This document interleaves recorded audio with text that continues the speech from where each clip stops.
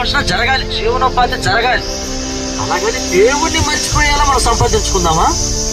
ఈ మధ్యకాలంలో అందరం సంపాదిస్తున్నాం, బండ్లు కొంటున్నాం, 10 రూపాయలు మిగిలితే కార్లు కూడా కొంటున్నాం.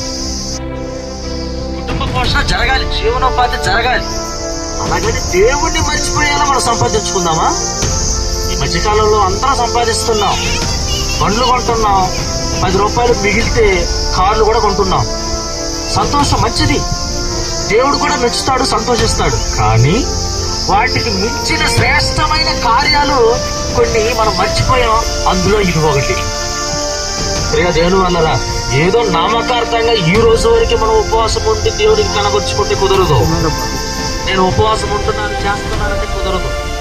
మత్తయి సువార్త 6వ అధ్యాయం ఒకసారి చదువుతారా? ప్రియ దేవుని వల్లరా, మత్తయి సువార్త 6వ అధ్యాయం 16వ వచనం ఒకసారి